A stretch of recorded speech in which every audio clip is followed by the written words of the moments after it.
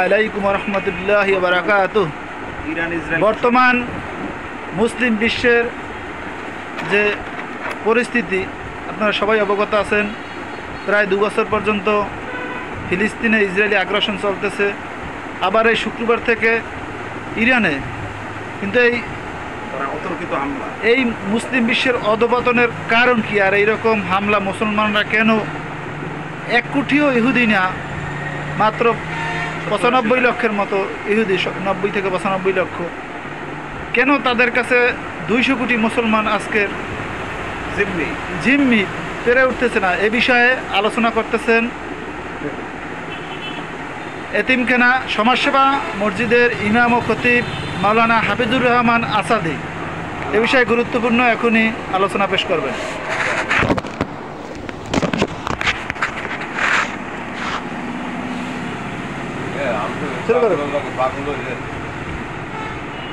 জি জনাব, আপনার মূল্যবান বক্তব্য। ইন্নাল হামদুলিল্লাহ ওয়াসসালাতু ওয়াসসালামু আলা রাসূলিল্লাহ ওয়া আলা আলিহি ওয়া সাহবিহি আজমাইন। ক্বালা আল্লাহু সুবহানাহু ওয়া তাআলা যাহারাল ফাসাদু ফিল বাররি ওয়াল বাহরি বিমা কাসাবাত আইদিন নাস ওয়া ক্বালা সুবহানাহু ওয়া তাআলা ইন্নাল্লাহা লা ইয়াযলিমুন নাসা শাইআ ওয়ালাকিন্নান নাসা আনফুসাহুম ইয়াযলিমুন। সাদাকাল্লাহুল আলিয়্যুল আযীম। সম্মানিত দর্শক শ্রোতা মণ্ডলী, প্রিয় ইমানদার তাওহীদি আমার প্রিয় ভাই ও বোনেরা, আমার মিরাজ ভাই যে বিষয় নিয়ে উপস্থাপন করছিলেন, সারা বিশ্বে আমরা দেখছি কাফেরদের কঠিন অত্যাচারে নির্যাতিত, কঠিন হারে নিপীড়িত আজকের আমরা মুসলিম জাতি, মুসলমানগণ। তো এর পিছনে আসলে কারণ কোথায়?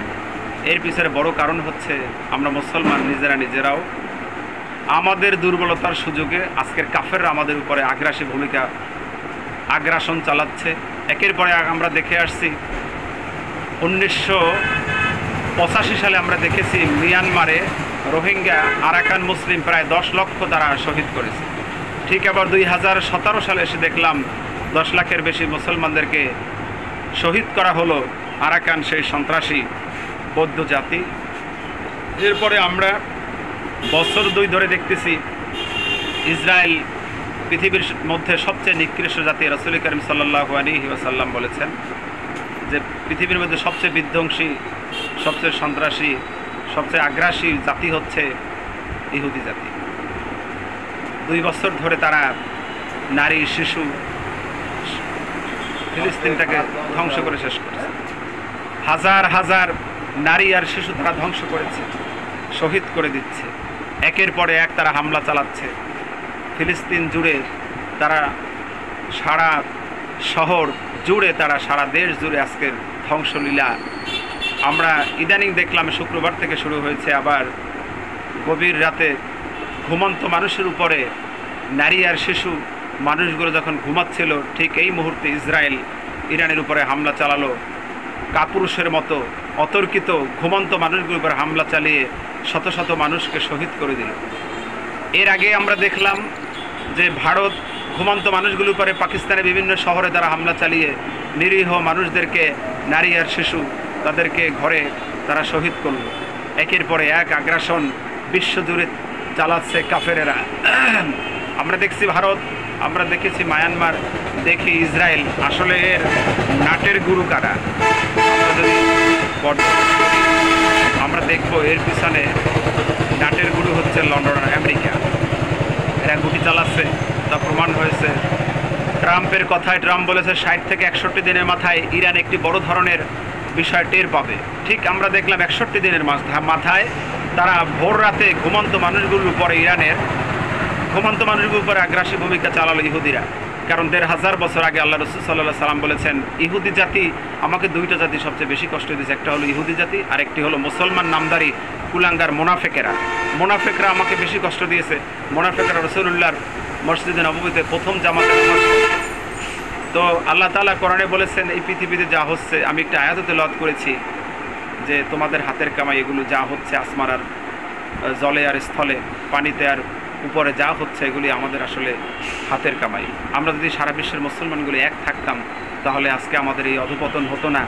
আমরা একের পরে এক দেখে যাচ্ছি সারা বিশ্বে আজকের অস্ত্রের যে ঝঞ্ঝানানি, অস্ত্রের যে একটি প্রতিযোগিতা, আমরা তা বিগত কয়েক বছর ধরেই প্রমাণ পাচ্ছি যে অস্ত্রগুলি আসলে কোনো কাফেরকে ধ্বংস করবে জন্য বানায় নাই। আমরা তার প্রমাণ পাচ্ছি, ছোটোবেলা থেকেই শুনছি ইরান, ইসরায়েল, আমেরিকা লাগতেছে, একের পরে এক সেই লাগালাগির মধ্যে দিয়ে আমরা দেখলাম আপনার সেই জর্জ ডব্লিউ বুশ, আমেরিকার সন্ত্রাসী প্রেসিডেন্ট, একের পরে এক জো বাইডেন, এরপরে ট্রাম্প, একের পরে এক যারা ধ্বংস করে যাচ্ছে। কিন্তু সেই ক্ষেপণাস্ত্র দিয়ে, মারণাস্ত্র, বোমা, হ্যাঁ, লক্ষ লক্ষ টন বোমা মেরে গাজাকে ভাজা ভাজা করে ফেললো আজকের সেই ইসরায়েল। কিন্তু ইসরায়েল এত অস্ত্র কই পেল? এটা কিন্তু যোগান দিয়েছে আমেরিকা, যোগান দিয়েছে সরাসরি লন্ডন, যুক্তরাষ্ট্র কিন্তু আজকের সারা বিশ্বের মুসলমানদেরকে অস্থির করে তুলছে। আমরা এর মধ্যে থেকে কি দেখলাম? যে মধ্যপ্রাচ্যে কিছু রাষ্ট্র ইহুদিদের সাথে তাল মিলিয়ে তারা শান্তি চায়, তারা সুস্থতা, তারা আরামে আয়েসে বসবাস করতে চায়, তারা আরাম চায়। অথচ আজকের মুসলমানদেরকে বিভিন্ন প্রান্তে শহীদ করা হচ্ছে, নির্বিচারে গুলি করে মারা হচ্ছে, ঘর বাড়ি আগুন দিয়ে পোড়ানো হচ্ছে, বম্বিং করা হচ্ছে। এতে তাদের কোনো মাথা ব্যথা নাই। একের পরে তারা মিডল ইস্টে, যদি আমরা ধরি আমাদের রোল মডেল রাষ্ট্র, মুসলিম রাষ্ট্রগুলির রোল মডেল সৌদি আরব, আমরা সেই খোঁজ সৌদি আরবকেও আজকে আমরা দেখছি যে তারা নীরব ভূমিকা পালন করছে। হ্যাঁ, যা একটু কথা বলছে তুরস্ক, একটু কথা বলতো পাকিস্তানের ইমরান খান, তা জেলের ভিতরে। মদতপুষ্ট আমেরিকার প্রেসিডেন্ট আজকের মুসলমান দেশের রাষ্ট্রপতি সেজে বসে আছে, যার কারণেই আজকের মুসলিম মিল্লাত, মুসলিম কান্ট্রিগুলো এক হতে পারছে না। এখন আমাদের একটি সময়, সুযোগ এসেছে। পাকিস্তানের প্রধানমন্ত্রী অলরেডি বলেছেন যে যদি তুমি বসে থাকো আবার তোমার উপরে হামলা করবে না, এমনটা নয়। একের পরে এক প্রতিটি মুসলমান রাষ্ট্র কিন্তু ধরবে। এই মুহূর্তে আমাদের উচিত আমাদের সবার এক হওয়া, আমাদের সবাই একসাথে কাজ করা। যা আল্লাহ তাআলা অনেক আগেই বলেছেন, ওয়ালা তাফাররাকু, তোমরা পৃথক হইও না। আমাদের পৃথকতা দূর করতে হবে, আমাদের এক হতে হবে। হ্যাঁ, দিন কায়েমের আন্দোলনে, ইসলামী আন্দোলনে আমাদেরকে এক প্ল্যাটফর্মে এসে ঝাঁপিয়ে পড়তে হবে। আর আকিমুদ্দিন ওয়ালা তাতাফাররাকু, আল্লাহ তাআলা কোরআনে কারিমের বিভিন্ন সূরায় বলেছেন। সূরা শুরার ভিতরে 15 আয়াতে বলেছেন আর আকিমুদ্দিন ওয়ালা তাতাফাররাকু। আল্লাহ তাআলা কোরআনে বলেছেন যে তোমরা একত্রে কাফেরদের বিরুদ্ধে জিহাদ করো। রাসূল কারীম সাল্লাল্লাহু আলাইহি ওয়াসাল্লামের কাছে যখন নাম জিজ্ঞেস করো, আল্লাহ রাসূল কয়েকখানা নাম মোবারক সাহাবীদের আজমাইনদের কাছে বললেন। নবীজি বললেন, আনা মুহাম্মদ, আনা আহমদ, আনা আবুল কাসেম, আনা মালাহিম, আমি জিহাদকারী। ঠিক রাসূল বলেছেন ১৫০০ বছর পরে কিন্তু হিন্দুস্তানে জিহাদ হবে, মালহামা হবে। ঠিক সেই সময়টা কিন্তু বেশি দূরে নয়, কাছাকাছি হয়ে আসছে। আমরা যেটাকে সহজে বুঝি যে হিন্দুস্তানে যে জিহাদের কথা মুসলিম শরীফের হাদিস, আল্লাহর হাবিব সাল্লাল্লাহু আলাইহি ওয়াসাল্লাম বলেছেন, সেটা কিন্তু বেশি দূরে নয়। গাজওয়াতুল হিন্দ, রাসূল কারীম সাল্লাল্লাহু আলাইহি ওয়াসাল্লাম বলেছেন গাজওয়াতুল হিন্দে যারা অংশগ্রহণ করবে তাদের মর্যাদা আল্লাহ তাআলা হাশরের ময়দানে দিবেন। বদরের যুদ্ধের সাহাবীদের মর্যাদা, তাদেরকে আল্লাহ তাআলা সেই একই মর্যাদায় ভূষিত করবেন। সুবহানাল্লাহ। সুতরাং কাফেরদের বিরুদ্ধে, মুনাফিকদের বিরুদ্ধে, মুসলমান নামদারি জালেম স্বৈরাচারদের বিরুদ্ধে এখনই আমরা যদি একসাথে কাঁধে কাঁধ মিলিয়ে লড়াই না করি, যুদ্ধ না করি, জিহাদ না করি, তাহলে একের পরে এক রাষ্ট্র ধরবে। আর আমরা তাকিয়ে দেখব আমাদের সারা বিশ্বের মুসলমানগুলি তারা নিধন করছে। হ্যাঁ, আজকের সেই কাফের যারা, তারা কিন্তু নিজেরা কিন্তু অসংখ্য অস্ত্র বানাচ্ছে, অস্ত্র আমদানি করছে, রপ্তানি করছে। অথচ মুসলমানদেরকে তারা সন্ত্রাসী সাজাইয়া মুসলমানদেরকে তারা আজকের সন্ত্রাসী বলে চালিয়ে দিচ্ছে। অথচ সন্ত্রাসবাদ, ইহুদিবাদ, সন্ত্রাসবাদের উত্থান কিন্তু আজকের কাফেরদের থেকেই পৃথিবীতে আমরা দেখি। এই পৃথিবীতে মদ, গাঁজা, জুয়া, যত অস্ত্র, মারণাস্ত্র যা দেখেন সব কিন্তু সন্ত্রাসী কাফেরদের তৈরি। মুসলমানদের এই নিয়ে মাথা ব্যথার কোনো কারণ ছিল না। এই কারণে যে মুসলমানের কাজ হলো ইবাদত করা, তাদের জন্য বিধ্বংসী একজন আরেকজনকে ধ্বংস করতে হবে এমন চিন্তা মুসলমানের মাথায় না আসাটাই স্বাভাবিক।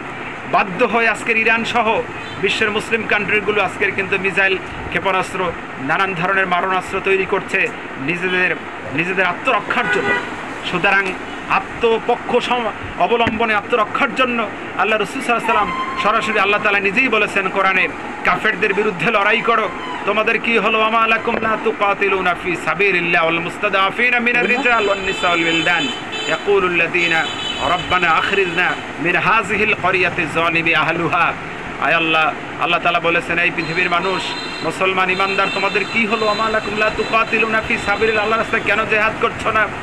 যেখানে দুর্বল অসহায় নারী পুরুষেরা আকুতি মিনতি করছে, দেশ থেকে তাড়িয়ে দিচ্ছে, দেশ শহর ধ্বংস করছে, তোমরা অথচ বসে আছো, তোমরা জিহাদ করছো না। তোমরা কি জিহাদকে নফল মনে করছো? অথচ তোমরা নামাজ ফরজ আদায় করছো, ফরজ নামাজ, ফরজ রোজা, ফরজ হজ, ফরজ জাকাত আদায় করছো, জাকাত দিচ্ছ, অথচ তোমরা জিহাদকে আজকের তোমরা নফল বানিয়ে ঘরে বসে তসবিহ টিপছ। এরকম করে তোমাদের বিজয় আসবে না। কুতিবা আলাইকুমুল কিতালু হুয়া কুরহুল লাকুম, আমি তো তোমাদের জন্য নামাজ রোজার মতোই কেতালকে, জেহাদকে ফরজ করে দিয়েছি।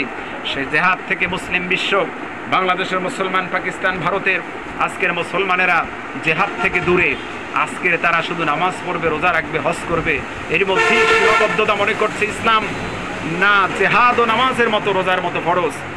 আজকের মুসলমান জেহাদ থেকে দূরে থাকার কারণে, অথচ আল্লাহ তাআলা বলেছেন, তোমরা যদি কাফেরদের কাছে ইসলাম কোরআন সারা বিশ্বে তোমরা প্রতিষ্ঠা করবে, যদিও কাফেরদের কিন্তু শরীরে জ্বালা ধরে যাবে। হুয়াল্লাযী আরসালা রাসূলাহু বিল হুদা ওয়া দীনিল হক লিইয়ুযহিরাহু আলাদ দীনি কুল্লিহি ওয়া কাফা বিল্লাহি শাহীদা। অন্য আয়াতে আল্লাহ বলেছেন, ওয়ালাউ কারিহাল মুশরিকুন ওয়ালাউ কারিহাল কাফিরুন। এরকম করে করে আল্লাহ তাআলা বলেছেন যে কাফেরদের গায়ে কিন্তু জ্বালা ধরবে।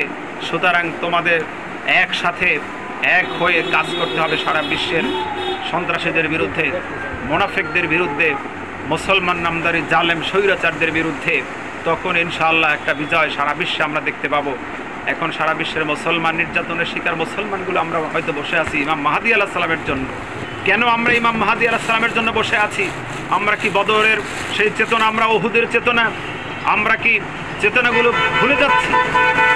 সেই চেতনা নিয়ে, বদরের চেতনা, উহুদের চেতনা নিয়ে আমরা যদি আবার সেই হুঙ্কার দিয়ে উঠি, ইনশাআল্লাহ নারায়ে তাকবীরের ধ্বনি সাথে সাথে আমাদের যার যা আছে তা নিয়ে যদি কাফেরদের বিরুদ্ধে, সন্ত্রাসদের বিরুদ্ধে ঝাঁপিয়ে পড়ি, ইনশাআল্লাহ আমরা অতি শীঘ্রই সারা বিশ্বে ইসলামের বিজয় আসবে, কোরআনের বিজয় আসবে সারা বিশ্বে। কোরআন দিয়ে ইনশাআল্লাহ সারা বিশ্ব আবার পরিচালিত হবে। পঞ্চম খলিফা হযরত ওমর বিন আব্দুল আজিজ রাহমাতুল্লাহ আলাইহির মতো আল্লাহ তাআলা আমাদেরকে সারা বিশ্বে কোরআনের রাজ কায়েম করার মতো তৌফিক দান করুন। মুসলমান রাষ্ট্র হিসাবে আল্লাহ তাআলা বাংলাদেশকে কবুল করুন। বাংলাদেশকে যেন আল্লাহ তাআলা একটি খিলাফতের রাষ্ট্র আফগানিস্তানের মতো কবুল আর মঞ্জুর করেন। ফিলিস্তিনকে যেন আল্লাহ কবুল করেন। ইরানের মুসলমানদেরকে হেফাজত করুন। সারা বিশ্বের মুসলমানদেরকে যেন আল্লাহ হেফাজত করেন। আলহামদুলিল্লাহি রাব্বিল আলামিন। আসসালামু আলাইকুম ওয়া রাহমাতুল্লাহ। 10 মিনিট হয়ে গেছে। ভিডিওটি ভালো লাগলে অবশ্যই লাইক ও শেয়ার করবেন। ধন্যবাদ সকলকে।